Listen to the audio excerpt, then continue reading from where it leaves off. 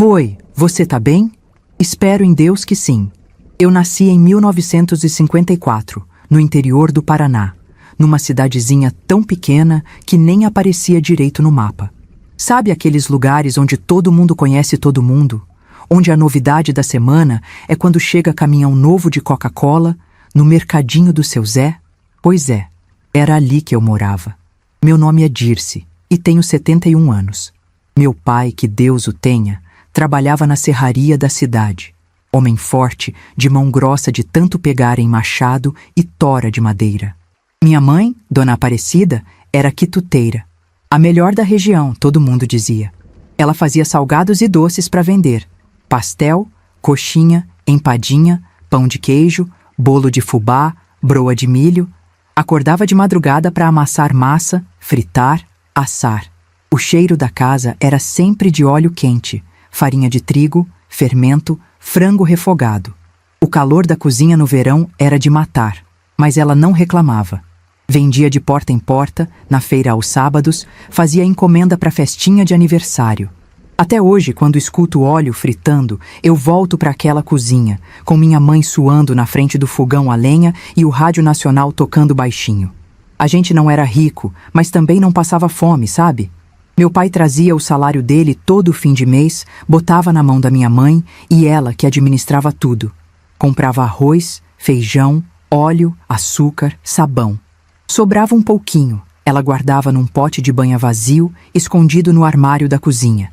Dizia que era pro caso de uma emergência. E a emergência veio, meu bem. Veio de um jeito que ninguém esperava. Eu tinha 12 anos quando meu pai morreu. Foi num acidente na serraria. Uma tora de madeira pesada, que estava sendo erguida com roldana, se soltou. Caiu em cima dele. Matou na hora. Eu lembro do dia que a notícia chegou em casa. Era meio-dia, o sol estava quente que dava para fritar ovo na calçada. Minha mãe estava fazendo quitute, eu estava ajudando ela a embalar os salgados. Meus 2 irmãos, o Zé e o Tião, tinham ido pescar no córrego. Quando bateram na porta, era o seu Orlando, trabalhador da serraria. Homem alto, sério, com chapéu de palha na mão. Ele pediu licença, entrou, tirou o chapéu e disse: Dona Aparecida, aconteceu uma fatalidade. Eu vi minha mãe largar tudo no chão. Ela entendeu na hora. Não precisou nem ele terminar de falar. Ela só disse: meu marido morreu. E ele confirmou com a cabeça. Minha mãe não chorou naquele momento. Ela ficou parada, olhando para o nada, como se tivesse virado estátua. Eu que comecei a chorar, sem parar, sentada no chão da cozinha, abraçada nas pernas dela. O velório foi na nossa sala mesmo. Botaram o caixão em cima de 2 cadeiras, cobriram com um pano branco, acenderam vela. O corpo do meu pai estava todo machucado, então deixaram o caixão fechado. Foi melhor assim. Prefiro lembrar do jeito que ele era. Homem forte, de bigode grosso, que chegava em casa cheirando a serragem e me pegava no colo para dar beijo de boa noite, mesmo eu já sendo grandinha. Depois que meu pai morreu, a vida mudou. Minha mãe passou a trabalhar dia e noite. Ela acordava às 5 da manhã, fazia café preto e ia até às 11 da noite fazendo salgado e doce. Só parava para fazer comida para o almoço e para a janta. Eu ajudava ela a cuidar da casa, lavar roupa no tanque, estender no varal, embalar os quitutes que ela fazia. Meus irmãos começaram a trabalhar também. O Zé arrumou serviço de ajudante numa oficina mecânica. O Tião vendia picolé na praça. A gente juntava tudo, dava conta de pagar as contas, mas a vida ficou apertada. Bem apertada. Mesmo assim, minha mãe nunca reclamou. Ela era mulher de fibra, sabe? Daquelas que a gente olha e pensa, como é que aguenta? Mas ela aguentava. Ela sempre dizia, a gente aguenta porque não tem outro jeito. Chorar não enche barriga de ninguém. E ela tinha razão. Eu cresci ajudando minha mãe. Aprendi a fazer pastel, coxinha, empadinha, bolo. Não fiquei tão boa quanto ela, mas me virava. Meu sonho de menina era simples. Eu queria ter uma casinha, uma família, um marido trabalhador que chegasse em casa todo dia, que não bebesse, que tratasse eu com carinho. Eu ouvia as novelas na rádio, via aqueles casais apaixonados e pensava, um dia eu vou ter isso também. Que boba eu era, meu Deus do céu, que boba. Quando eu tinha 16 anos, conheci o Valdir. Foi na festa de São João. A cidade inteira ia pra festa na praça. Tinha barraquinha de milho cozido, de quentão, de pipoca. Tinha fogueira no meio da praça, o pessoal pulando por cima para dar sorte. Tinha bandeirinha colorida pendurada de um poste no outro. E tinha sanfona tocando a noite toda. Eu fui com minhas amigas, a Neuza e a Carminha. A gente tava tudo arrumadinha, de vestido novo que minha mãe tinha feito. Eu tava de vestido amarelo claro, com florzinha branca, cintinho na cintura. Achei que tava bonita. Foi quando eu vi o Valdir pela primeira vez. Ele tava parado do outro lado da praça, conversando com os amigos dele. Homem alto, moreno, cabelo preto, bigode, bonitão. Ele olhou pra mim, eu olhei pra ele e pronto. Meu coração disparou. Ele veio até mim, todo galanteador, e perguntou se eu queria dançar. Eu fiquei sem graça. Minhas amigas ficaram cutucando eu, rindo. Eu disse que sim. A gente dançou a noite inteira. Ele me contou que era caminhoneiro, que viajava o Brasil inteiro, que conhecia São Paulo, Rio de Janeiro, Bahia. Eu nunca tinha saído da minha cidade. Achei ele o máximo. Quando a festa acabou, ele me levou até em casa. A gente conversou na porta, baixinho, para não acordar minha mãe. Ele perguntou se podia me ver de novo. Eu disse que sim. E assim começou. O namoro durou 2 anos. Valdir vinha me buscar no domingo depois da missa. A gente ia caminhar na praça, tomar sorvete, conversar sentado no banco debaixo da figueira. Ele sempre trazia presente para mim. Chocolate diamante negro que ele comprava em São Paulo, batom, presilha pro cabelo. Meus irmãos gostaram dele. Acharam que era bom partido, como diziam. Ele tinha emprego fixo, ganhava bem, era de família conhecida na cidade. O pai dele era dono de uma transportadora pequena. Tinha uns 3 caminhões, empregava gente, era respeitado. Minha mãe, coitada, teve um pressentimento. Ela nunca disse nada na minha frente, mas eu via o jeito que ela olhava para ele, desconfiada. Uma vez, depois que ele foi embora, ela disse: "Esse rapaz tem um olho pesado, Dirce. Toma cuidado." Eu não dei bola. Eu tava apaixonada, sabe como é? Achava que ela estava exagerando, que era preocupação de mãe. Valdir sempre foi muito ciumento, desde o começo. Ele não gostava que eu conversasse com outros rapazes. Se a gente estava na praça e algum conhecido meu passava e cumprimentava, ele ficava emburrado, perguntava quem era, queria saber de onde eu conhecia. Eu achava que era porque ele gostava muito de mim. As minhas amigas diziam: "Ai, que fofo, ele te ama demais." A gente era tão boba, meu Deus. Ele também escolhia a roupa que eu usava. Quando a gente ia sair, ele olhava e dizia: "Não, esse vestido tá muito curto, vai trocar." Ou: "Essa blusa tá muito decotada, bota outra." Eu obedecia. Eu achava que ele estava me protegendo, que ele não queria que outro homem olhasse para mim. Hoje eu sei que aquilo já era controle, mas naquela época eu não sabia de nada disso, entende? A gente vivia num mundo onde o homem mandava e a mulher obedecia. Era assim.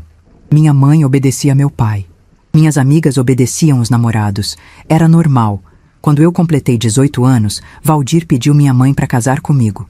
Ela hesitou. Ela olhou para mim, depois para ele e disse: "Dirce, você tem certeza que é isso que você quer?" Eu disse que sim. Eu tinha certeza. Ele era o homem da minha vida. Eu tinha certeza disso. Ela suspirou e disse: "Então vai com a bênção de Deus. Mas qualquer coisa você volta para casa. Aqui é seu lugar." O casamento foi em novembro de 1972. Festa simples na igreja matriz. Eu usei vestido branco que minha mãe fez. Levou 1 mês para fazer aquele vestido. Todo costurado à mão, com cuidado, com amor. Eu me sentia a mulher mais bonita do mundo naquele dia. Meu cabelo estava preso num coque, com uma grinalda de flor branca. Valdir estava de terno cinza, gravata preta, cabelo penteado com brilhantina. A festa foi no salão paroquial. Tinha bolo de milho que a dona Terezinha fez, doce de leite em potinho de vidro, brigadeiro, bem casado. Tinha sanfona tocando, o pessoal dançando, rindo. Eu estava tão feliz. Eu lembro de olhar para o Valdir e pensar: eu vou ser feliz com esse homem pro resto da vida. Depois do casamento, a gente foi morar numa casa que o pai dele alugou pra gente. Casa simples, sala, cozinha, um quarto, banheiro nos fundos. Tinha um quintalzinho onde eu plantei umas roseiras. Eu arrumei a casa com tanto carinho. Fiz cortina de chitão para a janela da cozinha, pintei as paredes de azul clarinho. Eu queria que aquela casa fosse nosso ninho, sabe? Nosso cantinho de amor. No começo, foi bom. Valdir saía para trabalhar de madrugada, voltava no fim da tarde. Eu cuidava da casa, fazia comida, esperava ele chegar. Quando ele chegava, a gente jantava junto, conversava. De noite, a gente se amava.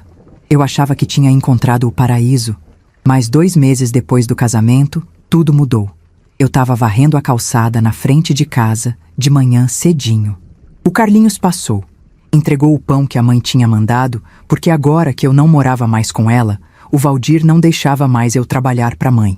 Então, ela arranjou um entregador. Só que eu conhecia o Carlinhos desde criança, mas nunca tive nenhuma intenção com ele. Naquele dia a gente trocou uma palavra, ele comentou sobre o tempo, eu respondi. Coisa de 2 minutos. Quando eu entrei, Valdir estava parado na sala, me olhando com uma cara que eu nunca tinha visto. Uma cara de raiva, de ódio. Ele perguntou, quem é aquele homem? Eu disse, é o Carlinhos, amor. Ele está ajudando a mãe com as entregas. Ele disse, eu vi você rindo para ele. Eu disse, eu não ri. A gente só conversou sobre o tempo. Ele disse, sei quem é esse cara. Você tá me traindo, sua vagabunda. E antes que eu pudesse responder, ele me deu um tapa na cara que eu caí no chão. Eu fiquei chocada. Deitada no chão frio da sala, com a cara ardendo, sem acreditar no que tinha acontecido. Ele ficou parado, olhando para mim, respirando pesado. Depois, ele se abaixou, me pegou no colo, começou a chorar. Chorou que nem criança. Disse, me perdoa, eu não queria, eu te amo demais, eu não aguento a ideia de perder você. Me perdoa. E eu, boba, perdoei. Eu pensei, foi um momento de raiva, ele estava com ciúme, ele me ama tanto que perdeu a cabeça. Não vai acontecer de novo. Mas aconteceu. Aconteceu de novo, e de novo, e de novo. E foi assim que começou o meu inferno. Primeiros anos de casamento. A transformação de Valdir depois que botou a aliança no dedo foi completa. Os primeiros meses foram uma mentira. Depois da primeira surra, veio a segunda. E a terceira. E logo eu perdi as contas. A primeira surra veio 2 meses depois do casamento. Eu estava conversando com o vizinho na cerca sobre uma galinha que tinha pulado para o quintal dele. Valdir chegou do trabalho, viu aquilo e explodiu de ciúmes. Me deu tapa, soco, me chutou quando eu já estava no chão. Depois chorou feito criança, pediu perdão de joelhos, jurou na Bíblia que nunca mais ia fazer aquilo. Eu acreditei. Pensei que ia passar. Marcos nasceu em outubro de 73. Eu apanhava grávida. Eu achei que filho ia acalmar o marido quando nascesse. Piorou. Valdir começou a beber. Ficava mais violento. Cachaça barata, cerveja. Chegava de madrugada, acordava a casa inteira com gritos. Quebrava prato, copo, o que tivesse na frente. Batia em mim na frente do bebê chorando no berço. Joana nasceu em novembro de 74. Mas um filho não melhorou nada. Valdir passou a controlar cada centavo de dinheiro. Proibiu eu de ver a mãe. Dizia que ela estava mexendo com a minha cabeça, porque mulher dele não precisava trabalhar, que eu tinha que cuidar de casa e filho. Eu dependia dele até para comprar um pacote de sal, uma barra de sabão. E era isso que ele queria. O isolamento foi acontecendo devagar. Valdir proibiu visitas à minha mãe sem autorização dele. Cortou minhas amizades. Controlava cada minuto do meu dia. Se eu demorasse 5 minutos a mais no mercadinho, apanhava. Se a comida não tivesse do jeito que ele queria, apanhava. Se a casa não tivesse arrumada, apanhava.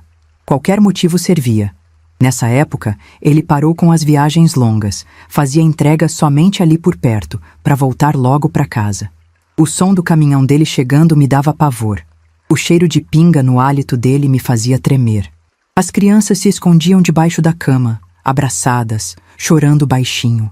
Eu escondia os hematomas com blusa de manga comprida, mesmo no calor de 40 graus. As costelas quebradas que eu nunca tratei porque ele não deixava ir no médico. O dente que eu perdi de tanto levar soco na boca. Minha família tentou ajudar uma vez. Meus irmãos, o Zé e o Tião, foram lá em casa conversar com Valdir. Ele os expulsou na porrada, pegou um pedaço de pau, ameaçou quebrar a cabeça dos dois. Naquela noite, Ele me bateu tanto que eu fiquei uma semana sem conseguir caminhar direito. Depois disso, meus irmãos tiveram medo de se meter e cortaram relação comigo. As ameaças de morte começaram. Ele dizia, olhando bem no fundo dos meus olhos: se você tentar me deixar, eu te mato. Eu mato você, mato essas crianças e depois me mato também. A gente vai morrer junto. Você me pertence. Você e esses filhos são meus. Ninguém vai tirar o que é meu. Eu tentei fugir uma vez. Peguei as crianças de madrugada e fui para a casa da minha mãe. Valdir apareceu no dia seguinte de manhã cedo. Fez escândalo na rua inteira, gritando, quebrando coisas. Ameaçou minha mãe também. Disse que ia botar fogo na casa com ela dentro se não devolvesse a mulher dele. Minha mãe, apavorada, disse que a gente tinha que ir embora, a família toda, desaparecer no mundo. Mas naquele dia ele me levou arrastada para casa. A surra que levei naquela noite foi a pior de todas até então. Ele quebrou meu braço esquerdo. Não fui no hospital. O braço sarou torto. Até hoje tá torto. A gota d'água veio quando Valdir descobriu que eu tinha guardado 50 cruzeiros escondido dentro de uma lata de Nescau vazia. Dinheiro que eu juntei centavo por centavo de uns trocados que ele esquecia nos bolsos das calças. Ele viu aquilo como traição, como roubo. Ele me espancou tão violentamente que eu tive hemorragia interna. Depois que me batia, ele saía de casa e me deixava estirada no chão, com as crianças berrando. A vizinha chamou a ambulância dessa vez, mesmo com medo. No hospital, a enfermeira Elizabeth, mulher boa, empática, olhou nos meus olhos e disse: moça, se você voltar para casa, da próxima vez você não volta viva daqui. Foge. Foge o mais longe que puder. Fevereiro de 1979. Saí do hospital toda quebrada. Valdir nem foi me buscar. Foi minha mãe que apareceu lá. As crianças estavam com minha sogra.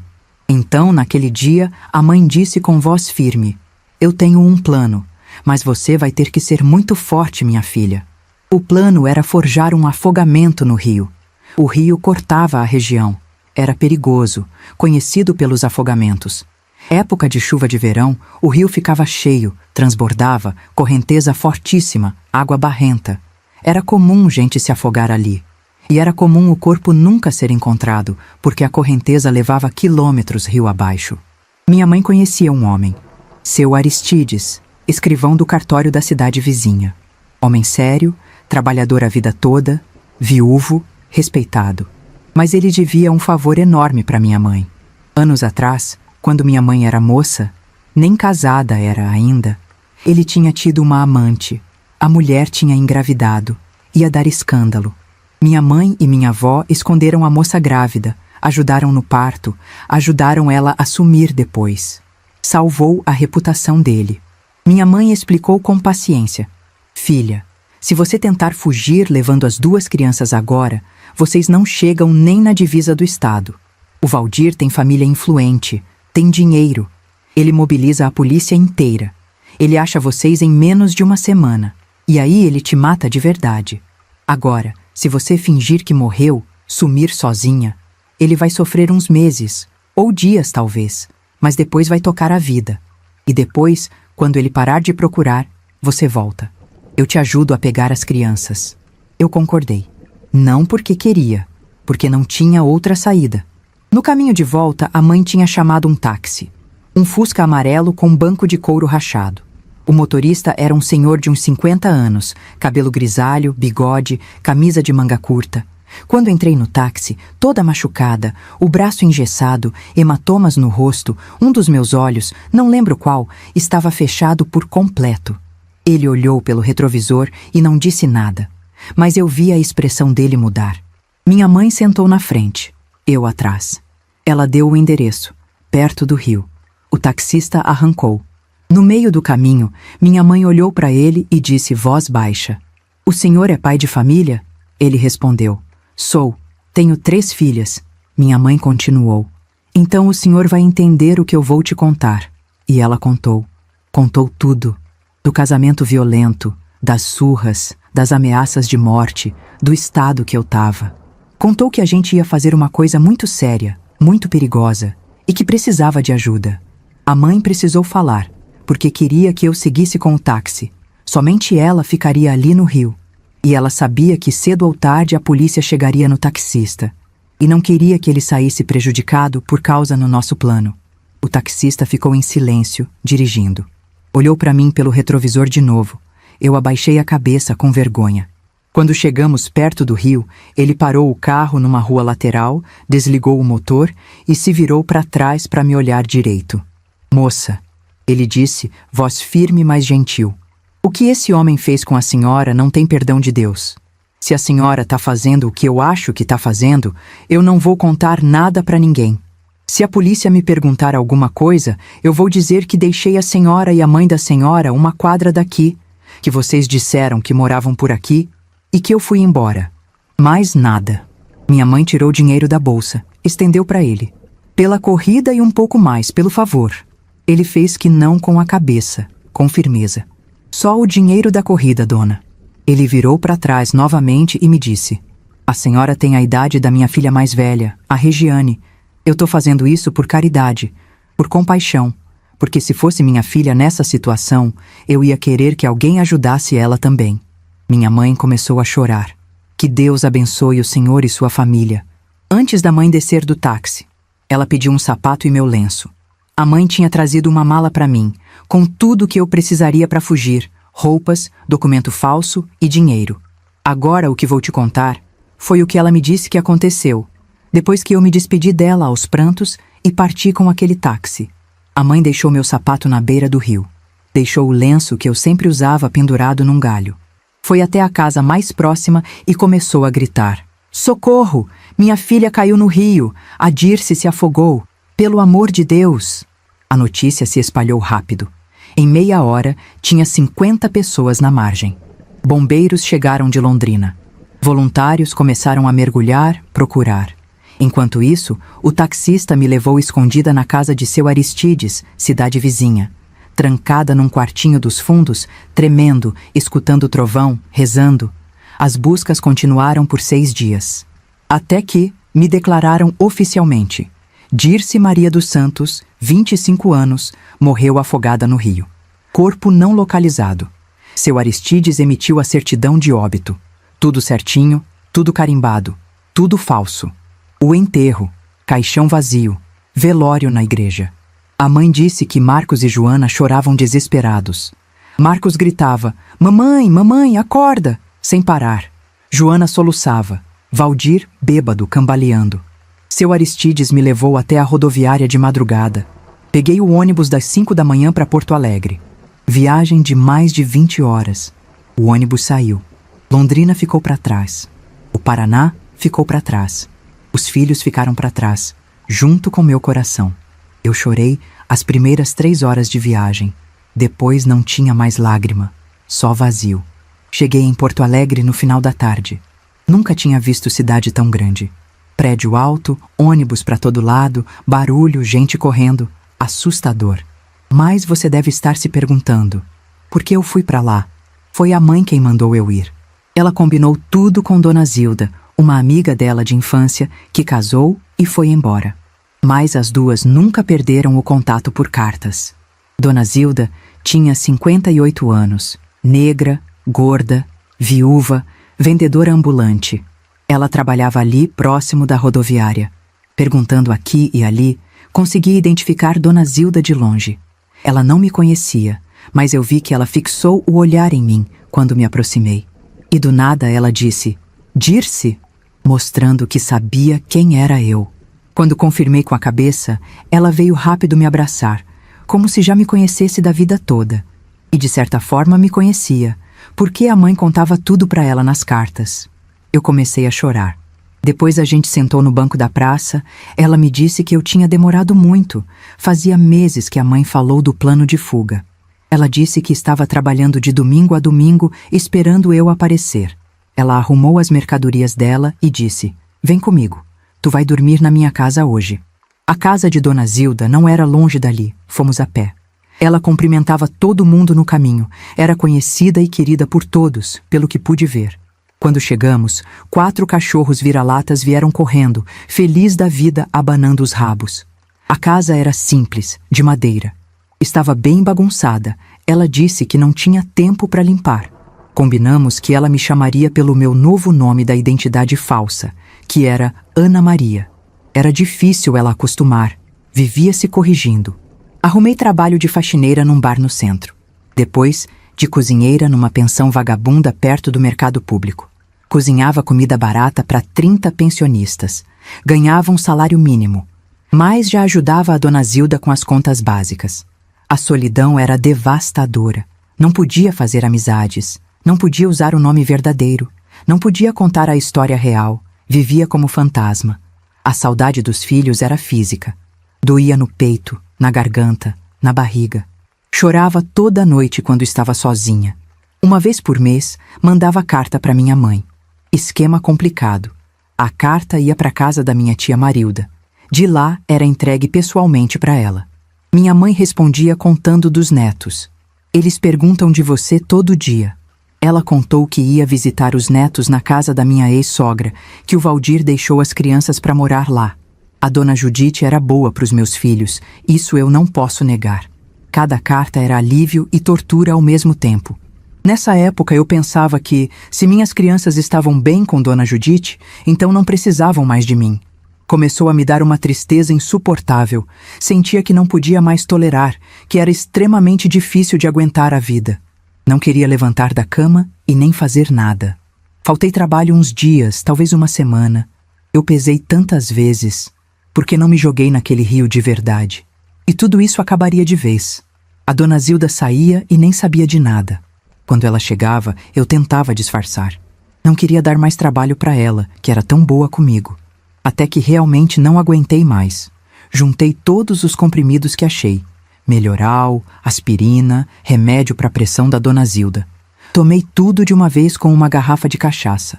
Dona Zilda me encontrou desmaiada no banheiro. Não sei por quanto tempo fiquei ali. Levou no médico. Fizeram lavagem estomacal. Fui salva. Quando acordei, dona Zilda estava do meu lado, segurando minha mão. E disse com voz firme: escuta o que eu vou te dizer. Se tu quer morrer, só voltar pro seu ex-marido. Mas não morre na minha casa, senão tua mãe me mata. Mas se tu fugiu para viver, se tu deixou teus filhos para um dia buscar eles, então levanta dessa cama e vai viver de verdade. Porque teus filhos precisam de ti.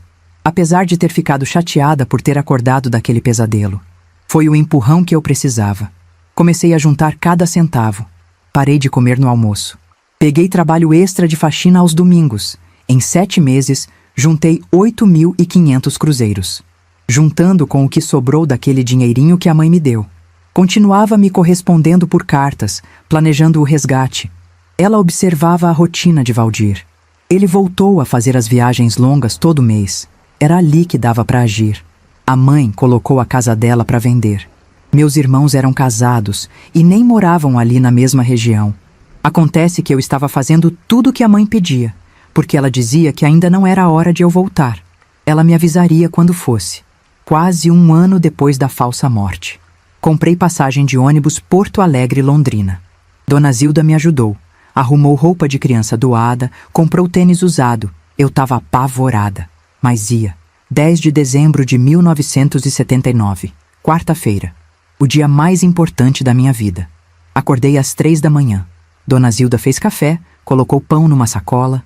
A gente não conversou muito. Só nos abraçamos na porta. Ela disse: vai com Deus e não volta sem eles. Peguei o ônibus das 5 na rodoviária. Aquela viagem infinita que já te falei. Aproveitei para dormir. De lá, peguei outro ônibus até minha cidade. Desci 2 quadras antes do ponto final, para ninguém me reconhecer. Caminhei rápido, cabeça baixa, lenço amarrado no cabelo, óculos escuros. A cidade estava igual. Mesma pracinha, mesmo mercadinho, mesmo cheiro de terra e fumaça de lenha. Mas eu era outra. Eu era uma morta-viva voltando para buscar os filhos. Cheguei na casa da minha mãe. Bateu na porta dos fundos. Ela abriu, me puxou para dentro rápido, trancou a porta. A gente se abraçou chorando, em silêncio, por 5 minutos. Ela explicou o esquema. Valdir tinha saído segunda de manhã para a viagem de 5 dias. Era a nossa chance. Acontece que a mãe virou amigona da dona Judite. Acabou contando tudo para ela sobre o plano. Ela disse que um dia a dona Judite olhou para ela e disse: Aparecida, eu sei que a Dirce tá viva e eu sei que ela vai voltar para buscar essas crianças. A mãe ficou muda, mas ela continuou. E quando ela vier, eu vou ajudar. E era aqui que a história ficava interessante. Mas nas conversas, entre um gole de café e outro, a dona Judite começou a falar mais. Falava do marido, de como ele batia nela desde que eram novos. Dizia que depois de velho tinha melhorado um pouco, mas que a vida inteira dela tinha sido um inferno calado. Falava do filho, do Valdir, de como ele tinha aprendido tudo aquilo com o pai. De como ela via o filho repetindo a mesma violência e não tinha coragem de interferir. Minha mãe contava que a dona Judite chorava nessas conversas. Dizia que toda vez que o Valdir me batia, ela sentia culpa, porque ela nunca teve coragem de enfrentar o filho, de dizer que estava errado. Mas pelo menos fazia o que podia. Pegava as crianças, levava para casa dela, isso naqueles dias que eu levava um sova tão grande que mal podia levantar. Era a única forma que ela tinha de proteger os netos e me ajudar. Porque a dona Judite não queria que o Marcos crescesse vendo o que o pai fazia. Não queria que ele aprendesse que era assim que homem tratava a mulher. Ela tinha pavor do neto virar igual ao filho e ao marido dela. E tinha pavor da Joana crescer achando que apanhar de homem era normal, que tinha que aguentar calada igual ela aguentou a vida toda. Então ela ajudou. Foi ela que avisou minha mãe que o Valdir ia viajar essa semana. Foi ela que ia garantir que hoje tudo desse certo. Quando a polícia interrogasse ela depois, quando descobrissem que as crianças tinham sumido, ela ia confessar tudo. Que eu estava viva e bem longe com meus filhos. Que só fiz o que fiz porque o filho dela era um homem violento e perigoso. A mãe terminou de me contar o plano e depois me olhou bem no fundo dos olhos. Disse que tinha ido falar com a enfermeira Elizabeth, uma alma boa, que ia falar ao meu favor no delegacia. Ia dizer que eu cheguei lá no hospital quase morta de tanto apanhar. Eu fiquei ali, parada, engolindo tudo aquilo. Minha mãe era de um arrojo que só vendo. Tinha uma fibra que eu nunca pensei. Coisas que nem passavam pela minha cabeça. Ela já tinha planejado e resolvido. E te digo mais. Se não fosse por ela, a dona Judite nunca teria tido coragem de fazer o que fez. A mãe disse: "Agora levanta essa cabeça. Você não veio de Porto Alegre à toa. Os meninos já estão a caminho. A Judite traz eles assim que o marido dela for para a transportadora." Eu tirei o lenço da cabeça, sentei no sofá e fiquei só na espera, o coração batendo na garganta. Não demorou muito. Escutei um barulhinho no portão e as vozes das crianças. Eram eles. O Marcos, de 6 anos, com a camisa suja de terra, e a Joana, de 5, segurando um ursinho desbeiçado. E a dona Judite logo atrás, com os olhos vermelhos de quem tinha chorado a noite toda. O Marcos me olhou. Olhou para a mãe. Depois olhou para mim de novo. Eu estava diferente, mais magra, com o braço torto, os olhos marcados de quem não dormia direito fazia tempo. "É a mamãe, Joana?" Ele perguntou baixinho para a irmã. A Joana não respondeu. Elas ficaram ali, parados, me medindo. Eu não aguentei. Levantei, cambaleei e fui até eles. Me ajoelhei. Senti o cheirinho deles, aquele cheiro de criança, de sol, de shampoo no cabelo. Foi ali que a ficha caiu. Eu estava viva e eles estavam ali bem na minha frente. Como cresceram, meu Deus. "Sou eu, meu amor, a mamãe voltou", eu disse, e minha voz saiu embargada.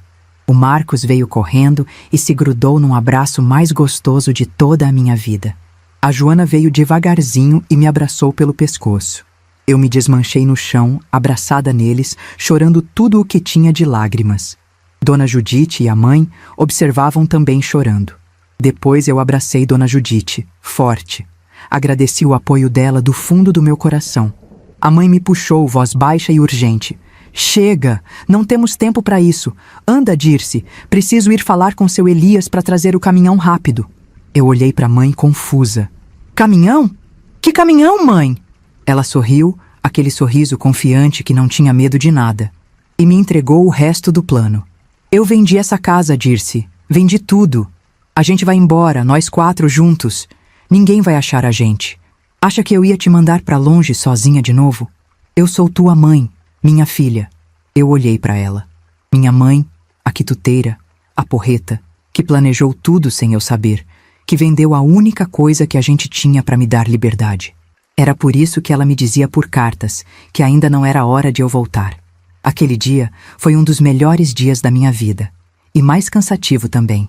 Aquela mudança acabou comigo. Mas fiz com a maior felicidade do mundo. A gente deu o último abraço na Dona Judite. Ela estava na soleira da porta, com o rosto desfeito, as lágrimas escorrendo sem parar. Foi a última vez que eu vi a coitada. Ela ficou ali, de pé, vendo a gente ir embora. O motor do caminhão ligou, soltando aquela fumaça grossa. A gente ia para longe, para um lugar que a mãe tinha escolhido, um lugar seguro, no interior de São Paulo. Ela não quis ir para perto da Dona Zilda, não.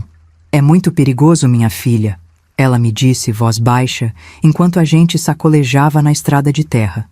Se o Valdir acha a Zilda, ele vai descobrir tudo. Não vou colocar a amiga no meio da nossa confusão. A mãe era a estrategista, a cabeça fria. Ela disse que ia esperar a poeira baixar, a gente se ajeitar lá na nova cidade, e só depois ia mandar uma carta para Zilda, contando do nosso paredeiro. Mais adiante, o caminhão parou rapidinho, na rua do meu irmão Zé. A mãe tinha avisado ele do plano de fuga. Ele veio correndo de chinelo, me deu um abraço apertado, aliviado e beijou as crianças. Não deu tempo para muita fala, mas aquele abraço disse tudo. A família estava junta de novo. Não conseguimos nos despedir do Tião. Ele morava bem longe do caminho que a gente estava indo. A mãe falou pro Zé contar tudo para ele, quando aparecesse por ali. Eu olhei pela janela. A poeira subia no vidro, cobrindo o Paraná que a gente deixava para trás. O Valdir ficou para trás. O inferno ficou para trás. E aquele caminhão cheio de caixas e móveis velhos não era só um caminhão. Era o nosso navio. E ele navegava para uma vida nova, para nossa liberdade. A gente chegou no interior de São Paulo quando o sol já estava se pondo. O caminhão rodou devagar pelas ruas de terra, levantando poeira vermelha. Eu segurava o Marcos, que dormia no meu colo. A Joana foi no colo da mãe. Olhava pela janela com aqueles olhinhos arregalados, sem entender nada. A vida dos meus pequenos tinha mudado de uma hora para outra. A gente procurava a placa de aluga-se. Passou por umas 5 ruas até achar uma. Casa simples, pintada de azul desbotado, com um quintalzinho na frente e uns 3 quartos. Tinha uma senhora na casa do lado regando as plantas. Minha mãe desceu, conversou com ela. A mulher era viúva, dona da casa que estava para alugar. Minha mãe pagou o primeiro mês adiantado, na mão mesmo, sem contrato, sem nada. A mulher nem perguntou muito, só disse: "Bem-vindas, qualquer coisa tô aqui do lado." Entramos naquela casa vazia. Cheirava a mofo, a fechado. Tinha só um fogão velho na cozinha e uma pia rachada. Os quartos eram pequenos, sem nada dentro. E foi aquela canseira de novo, descer tudo do caminhão. Deixamos de qualquer jeito, só para seu Elias poder ir embora. A gente pediu para ele posar ali naquela noite, mas o homem era teimoso, queria voltar de qualquer jeito. Naquela primeira noite, a gente dormiu no chão mesmo, em cima do colchão. As camas não estavam montadas, mas podia ser onde fosse, contanto que eu tivesse meus filhos ao meu lado. Os primeiros dias foram os piores, meu bem. O pavor era constante, grudado na minha pele que nem roupa molhada. Cada barulho de caminhão na rua, meu coração travava no peito. Eu corria até a janela, me escondendo atrás da cortina velha, tremendo inteira, espiando pela fresta. Achava que era o Valdir, que ele tinha descoberto tudo, que ele vinha me buscar, me arrastar de volta, me matar de vez. De noite era pior ainda. Eu não conseguia dormir. Ficava deitada, de olhos abertos no escuro, escutando cada cachorro latir, cada carro passar, cada voz na rua. Qualquer coisa era ele. Meu corpo inteiro ficava tenso, preparado para correr, para pegar as crianças e fugir pela porta dos fundos. E tinha outra coisa me corroendo por dentro. O seu Elias, o dono do caminhão que nos trouxe. Ele sabia nosso endereço. Ele sabia para onde a gente tinha ido. E se o Valdir oferecesse dinheiro e ele contasse? Ou ameaçasse ele ou a família e ele relevasse o nosso paredeiro? Eu não sentia confiança total nele, sabe? Algo me dizia que não dava para confiar em ninguém. Comecei a buzinar na cabeça da mãe. Todo dia, toda hora. "Mãe, a gente precisa sair daqui. A gente não tá segura aqui." Minha mãe resistiu no começo. Dizia que eu estava paranoica, que estava vendo perigo onde não tinha. porque conhecia seu Elias de longa data e ele era de total confiança. Mas eu insisti tanto que ela olhou bem no fundo dos meus olhos e viu. Eu não ia ter paz naquele lugar. Nunca. No quarto dia, ela suspirou fundo e disse: "Tá bom, a gente vai embora de novo." Nem terminamos de arrumar direito aquela casa. As caixas ainda estavam fechadas, as roupas nas malas. Chamamos outro caminhão de mudança. Dessa vez, minha mãe deu uma ordem diferente para o caminhoneiro. Um homem de uns 40 anos, barrigudo, que mastigava palito de dente. Ela disse: "O senhor vai dirigir, e só para quando eu mandar." Ele olhou para ela, meio sem entender. "Mas a senhora não vai falar para onde é?" "Não sei ainda. Vou sentir quando chegar." O homem deu de ombros. Achou aquilo esquisito, mas não discutiu. Dinheiro na mão, pergunta no chão. A gente rodou muito. Quilômetros e quilômetros de estrada de terra, de asfalto esburacado, de cidade pequena, de campo aberto. O sol nasceu, esquentou, começou a descer de novo. As crianças dormiram no meu colo. Eu olhava pela janela, vendo o mundo passar, cada vez mais longe de São Paulo, cada vez mais longe do Valdir. A gente parava vez ou outra para fazer as necessidades. Até que, no finalzinho da tarde, entramos num bairro diferente. Tinha árvores enormes dos dois lados da rua, mangueiras carregadas de fruta, goiabeiras, jabuticabeiras com os troncos manchados de roxo, o cheiro de terra molhada, de grama, de fruta madura no chão. Tinha uma pracinha no meio do bairro, pequena, simples, com uns bancos de madeira embaixo de uma figueira gigante, crianças brincando de pega-pega, mães sentadas conversando, cachorro deitado na sombra. O caminhão passou devagar por ali. Minha mãe ficou quieta, olhando. Respirou fundo e disse: "Para aqui." O caminhoneiro freou. "Aqui, dona?" "Aqui." "Mas a senhora conhece alguém aqui? Tem casa arrumada?" "Não, mas vai ter." E teve, meu bem. A gente desceu do caminhão naquela pracinha. Minha mãe perguntou para as mulheres sentadas no banco se tinha casa para alugar ali perto. Uma delas, baixinha, de vestido florido, disse que sim.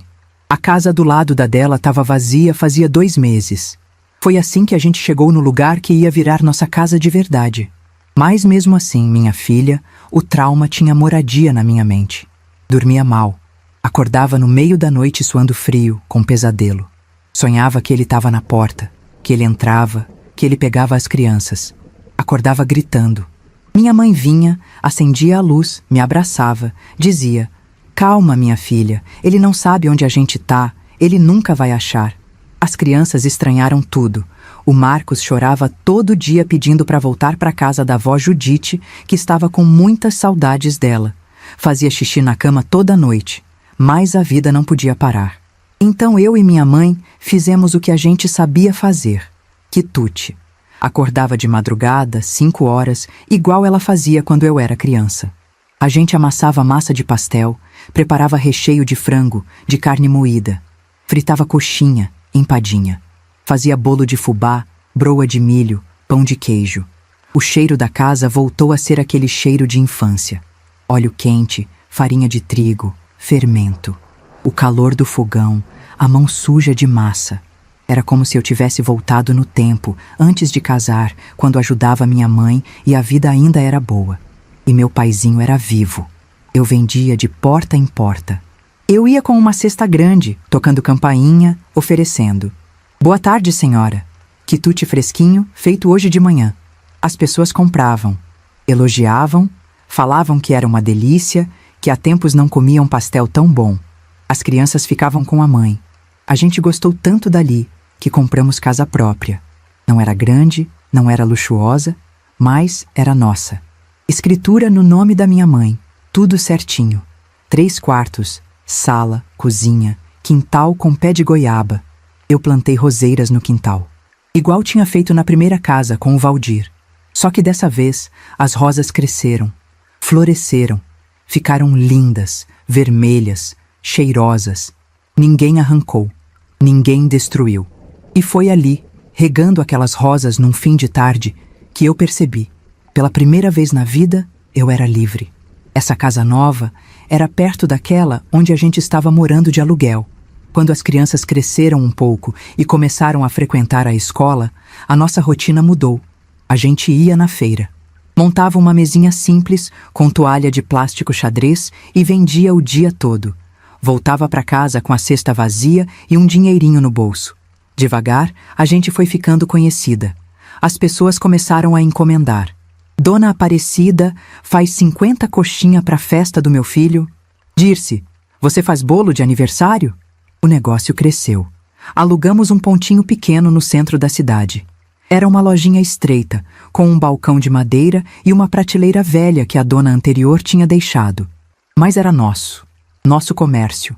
Contratamos 2 funcionárias para ajudar, a Terezinha e a Cleusa, 2 mulheres trabalhadoras, honestas, que viraram amigas. As crianças cresceram ali dentro. Depois da escola, elas vinham direto para a lojinha. O Marcos ajudava a embalar os salgados, a Joana atendia no balcão, toda bonitinha, educada. Os clientes adoravam eles. O Marcos era bom com números, desde pequeno. Ele contava o troco certinho, fazia as contas de cabeça. Minha mãe olhou para mim um dia e disse: "Esse menino vai longe. A gente precisa dar estudo para ele." E deu. Quando ele terminou o colegial, minha mãe pagou a faculdade dele de administração na cidade vizinha. Ele ia de ônibus todo dia, voltava de noite, cansado, mas feliz. Quando se formou, ele assumiu a gestão do negócio, modernizou tudo. Começou a fornecer salgado para festas, para eventos, para escolas da região. Contratou mais gente, comprou equipamento melhor. A quituteria cresceu, virou referência. Os anos passaram voando, meu bem. Parece que foi ontem que eu cheguei nesta cidade de coração partido, com a mãe e 2 filhos pequenos fugindo. E quando vi, eles já eram adultos. O Marcos se casou com uma moça boa, a Patrícia. Deu 3 netos para mim, o Marcelo, a Beatriz e o Pedrinho. A Joana trabalhou com a gente na quituteria até os 20 e poucos anos. Conheceu o Rodrigo, namorou, casou, foi morar em outra cidade. Deu 2 netos, a Ana Clara e o Guilherme. Eu virei avó. Eu que achei que nunca ia viver o suficiente para isso. A vida estava boa, completa. O negócio prosperando, os filhos felizes, os netos crescendo, minha mãe trabalhando do meu lado todo dia, forte, firme, dando risada daquele jeito dela. E a dona Zilda, meu bem, a dona Zilda nunca saiu da nossa vida. Depois que a poeira baixou, depois que a gente se estabeleceu direito na cidade nova, minha mãe mandou carta para ela contando onde a gente estava. E todo final de ano, religiosamente, a dona Zilda vinha nos visitar. Pegava o ônibus lá de Porto Alegre, viagem longa, e passava uma semana inteira com a gente. Chegava com aquelas sacolas enormes, cheias de presente. Bala para a criançada, pano de prato que ela mesma bordava, às vezes um doce de leite caseiro embrulhado em papel manteiga. E sempre, sempre, trazia a cuia dela e o mate. A primeira coisa que ela fazia quando chegava era esquentar a água e preparar o chimarrão. Dizia que não conseguia viver sem aquilo, que era costume de gaúcho mesmo. As crianças amavam ela. Chamavam de vó Zilda. Ficavam olhando curiosas quando ela preparava o chimarrão, enchendo a cuia com a erva, botando a bomba de lado, derramando a água quente devagarzinho. Ela explicava que aquilo era tradição lá do sul, que vinha dos índios antigos da região. A gente sentava na varanda de noite, depois do jantar, e a dona Zilda passava a cuia para mim, depois para minha mãe. No começo, lá quando eu morei na casa dela, eu achei amargo demais, fiz até careta. Ela riu e disse: "É assim mesmo, querida. O chimarrão é amargo, mas é gostoso.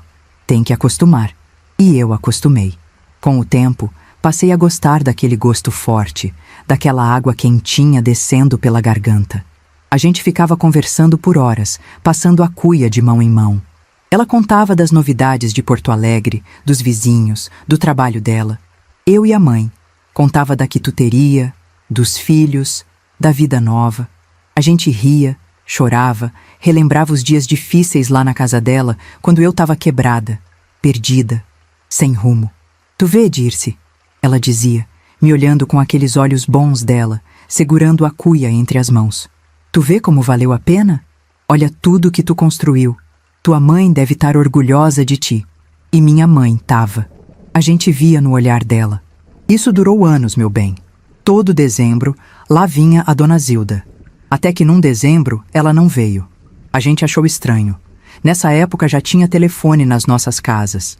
A mãe ligava na casa dela e nada de atender. Nada de resposta. Passou o Natal, passou o Ano Novo. Nada. Foi no dia 5 de janeiro que o telefone tocou. Era um homem. Voz grossa, cansada. Alô? A senhora é a dona Cida? Não. Aqui quem fala é a Dirce.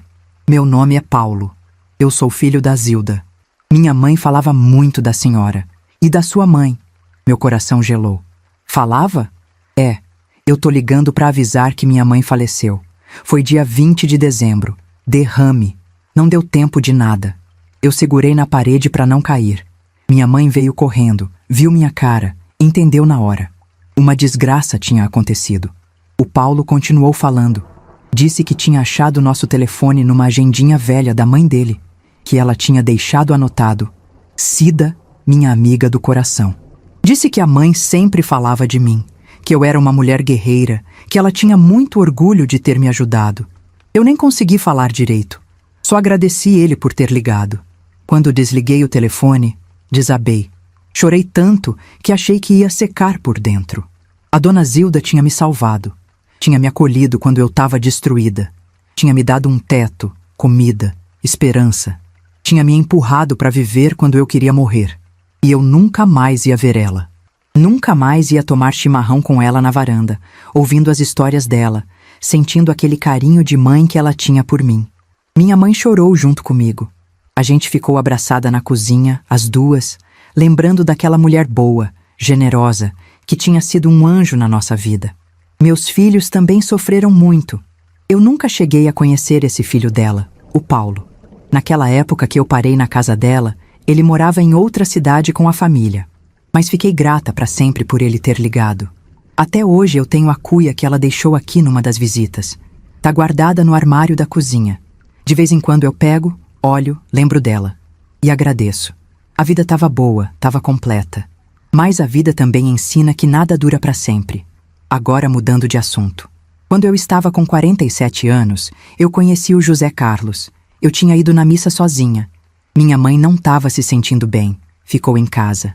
Sentei num banco no fundo da igreja, como sempre. A missa começou.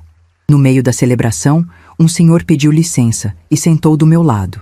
Cabelo branco, óculos, camisa social azul bem passada. Ele sorriu, educado, e fez o sinal da cruz. Depois da missa, na porta da igreja, ele veio falar comigo. Bom dia. Meu nome é José Carlos. A senhora vem aqui todo domingo? Eu fiquei sem graça. Fazia décadas que nenhum homem puxava conversa comigo. Respondi que sim, que vinha.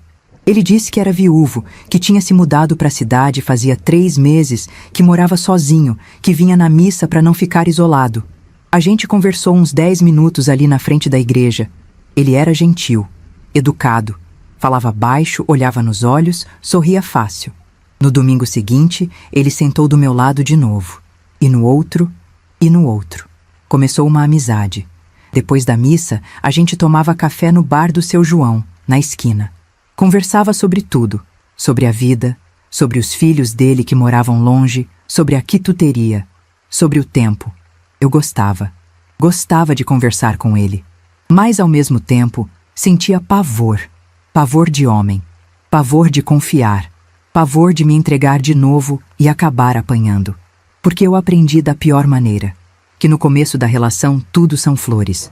Só depois que a pessoa pega a confiança que mostra quem realmente ela é. Uma noite, deitada na cama, minha mãe sentou na beirada e disse: Dirce, aquele homem gosta de você, e você gosta dele. Por que você não dá uma chance? Eu comecei a chorar. Falei: Mãe, eu tenho medo. Medo de errar de novo. Medo de sofrer de novo. Ela segurou minha mão. Minha filha, nem todo homem é igual ao Valdir. Veja seu pai, como ele era bom marido, bom pai para você e seus irmãos. O José Carlos é diferente. Eu vejo nos olhos dele. Ele é gente boa. E era. Demorou meses. Mas eu fui percebendo. José Carlos nunca levantou a voz. Nunca exigiu nada. Nunca me apressou.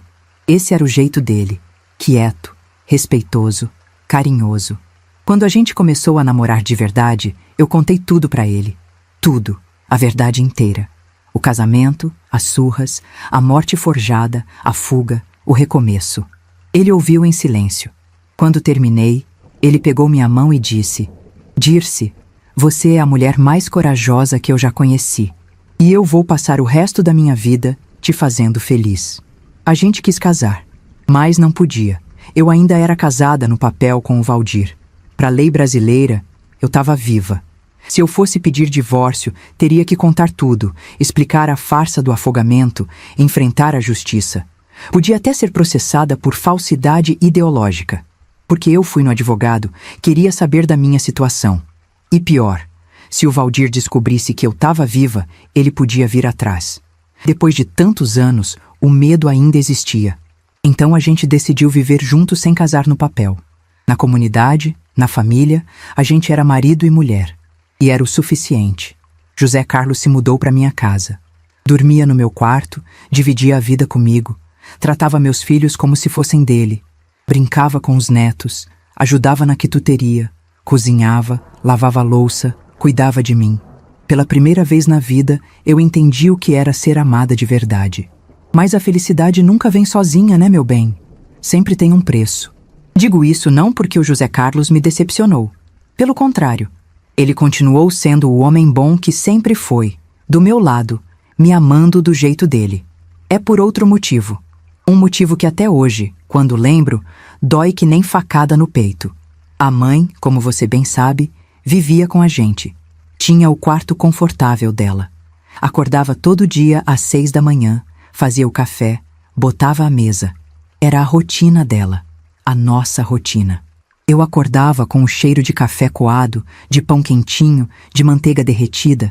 Era o cheiro da minha vida inteira. Em abril de 2007, numa quarta-feira de outono, esse cheiro não veio. Acordei estranhando. Olhei para o relógio. 7:30 da manhã. A casa estava silenciosa demais. Nenhum barulho de panela.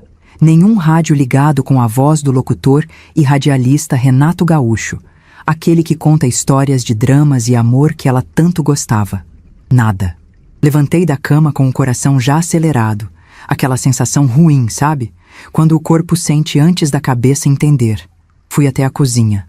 Vazia. Fogão frio. Nenhuma xícara na pia. Chamei. Mãe! Nada. Fui até o quarto dela. Bati na porta. Mãe, a senhora tá bem? Silêncio. Abri a porta devagar. O quarto estava na penumbra, a cortina ainda fechada. Minha mãe estava deitada na cama, embaixo das cobertas, de lado, a mão debaixo do travesseiro. Os óculos dela na mesinha de cabeceira, o rosário enrolado na Bíblia velha, tudo no lugar, tudo normal. Ela parecia que estava dormindo. O rosto tranquilo, sereno, os cabelos brancos espalhados no travesseiro. Me aproximei, falei baixinho. Mãe, mãe, acorda. Nada. Toquei no ombro dela. Tava frio, gelado. Foi ali que meu mundo desabou. Comecei a gritar que nem louca. Sacudi ela, puxei ela, tentei levantar ela. Mãe, mãe, acorda, acorda, pelo amor de Deus. O José Carlos veio correndo. Me puxou para trás, checou o pulso dela, o pescoço, olhou para mim com os olhos cheios de lágrima e fez que não com a cabeça. Eu desabei no chão. Berrei. Berrei até a voz sumir. Até os vizinhos baterem na porta, assustados. Até a ambulância chegar e o médico confirmar. Infarto fulminante, morte instantânea, provavelmente de madrugada, sem dor. Sem dor para ela. Para mim, só dor. Minha mãe tinha ido dormir e não acordou mais. Simples assim. Cruel assim. Eu quase morri junto naquele dia, meu bem. Quase. Porque quando você perde sua mãe, uma parte de você morre também. A parte que ainda era criança. A parte que se sentia protegida. A parte que acreditava que nada de ruim podia acontecer enquanto ela tivesse por perto. Só quem perdeu sua mãe entende o que eu tô dizendo. É uma dor que não tem nome, não tem remédio, não passa. O Marcos e a Joana choraram igual criança. Os netos sofreram demais. Passei meses afundada numa tristeza que não acabava. Não conseguia trabalhar direito. Não conseguia comer. Não conseguia dormir. Vivia com aquela impressão estranha que a qualquer momento ia cruzar com ela dentro de casa. Os clientes sentiram tanto a falta dela também. Ela era uma mulher bem-quista por todos. Hoje eu tenho 71 anos. Me aposentei. Mas tenho 2 quituterias que Marcos administra. Moro com o José Carlos, meu companheiro maravilhoso, que amo muito. Meu braço continua torto. A lembrança física do que eu passei. Talvez você esteja se perguntando do Valdir. Vou te contar o que sei dele, o que eu soube. Certa noite, bem depois que a quituteria fechou, Marcos, já formado e homem feito, me chamou para sentar. Ele estava quieto, olhando para o celular e me entregou o aparelho. Mãe, olha só o que achei. Ele tinha pesquisado o nome do pai na internet. E lá estava, um registro de acidente. Valdir havia morrido alguns anos antes, em 2003. Morreu em uma batida de caminhão, lá na estrada de Santa Catarina.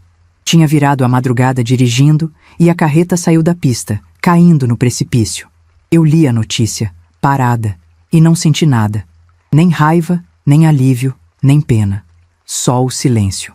Marcos respirou fundo. E mãe, eu pesquisei com a Patrícia. Como você nunca se divorciou oficialmente porque sumiu, você teria direito a uma pensão por morte, já que ele era segurado. Dá para entrar com o pedido retroativo. Eu olhei para o meu filho, meu Marcos, o administrador que pensava em números e justiça. Olhei para a nossa loja, para a vida que construímos. E sorri. Não, meu amor. Não quero 1 centavo que veio daquele homem. A minha pensão, meu filho, é a liberdade que eu tenho, a tua faculdade e o riso dos meus netos. É a quituteria que eu construí com a tua avó, com a minha mão, sem dever nada a ele. Ele entendeu. Me abraçou forte, beijou minha cabeça e guardou o celular. A gente tinha se libertado de Valdir de todos os jeitos possíveis, até legalmente, muito antes de ele morrer naquela estrada. E essa, a nossa paz, era a única herança que importava. A vida seguiu seu curso, mansa e trabalhadora como sempre. Eu achava que o capítulo do Valdir e da família dele estava finalmente encerrado, que a última página tinha sido virada naquela conversa com meu filho.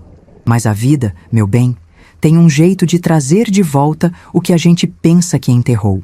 Acontece que 2 anos depois daquela nossa conversa, num fim de tarde chuvoso, um homem de terno e gravata, carregando uma pasta de couro, parou na porta da quituteria. Ele olhou em volta, como se não tivesse certeza do lugar, e perguntou por mim, pelo meu nome completo. José Carlos, que estava no caixa, percebeu minha palidez e veio para o meu lado. O homem se apresentou como Dr. Almeida, advogado. Ele não veio porque alguém lhe deu nosso endereço.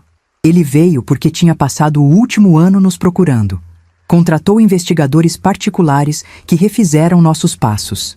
Ele nos encontrou porque o pai de Valdir, o velho dono da transportadora, havia morrido e deixado um testamento. Sentamos numa mesinha nos fundos da loja. O advogado explicou que o velho, o seu Afonso, nos seus últimos anos, ficou doente de câncer nos testículos. E que, num ato final de consciência ou remorso, ele deixou tudo o que tinha para os seus netos. Ele deixou a transportadora e todos os bens para Marcos e Joana, disse o advogado, e eu olhei para Marcos, que estava de olhos arregalados, sem entender nada. Mas a história era ainda mais complexa. Na verdade, continuou o Dr. Almeida, abrindo a pasta e tirando uns papéis, o testamento divide a herança em 3 partes iguais. 3? Eu pensei que era para Dona Judite. Depois que a senhora partiu, levando as crianças, o doutor explicou, com um cuidado profissional, Valdir teve um relacionamento com outra mulher. Desse relacionamento nasceu uma menina, Alice. O nome pairou no ar. Alice. Uma irmã que meus filhos nunca souberam que existia. Ele continuou dizendo, estamos tentando descobrir onde está a moça. Pelo que apuramos, a história se repetiu. A mulher também fugiu de Valdir, levando a menina ainda bebê. Desapareceu no mundo, exatamente como a senhora fez. O avô, em seu testamento, reconheceu Alice como neta e herdeira legítima. Parte do nosso trabalho agora é encontrá-la. Ela tem direito a 1/3 de tudo. Era inacreditável. Outra mulher, outra criança, a mesma fuga desesperada para sobreviver. Valdir tinha deixado um rastro de vidas quebradas. Foi então que tomei coragem e perguntei da única pessoa que faltava. que realmente me importava. E a dona Judite, a mãe dele? O advogado ajeitou os óculos. O olhar dele suavizou com um pingo de pena. A senhora Judite faleceu há muitos anos. Foi logo depois que a senhora e as crianças saíram da cidade. Coisa de meses, pelo que consta nos registros. Foi um declínio muito rápido. Meu coração se apertou. Aquela mulher que nunca levantou uma mão para me defender das agressões do maldito do seu filho, mas que depois me ajudou a recuperar as minhas crianças, tinha morrido logo depois da nossa fuga.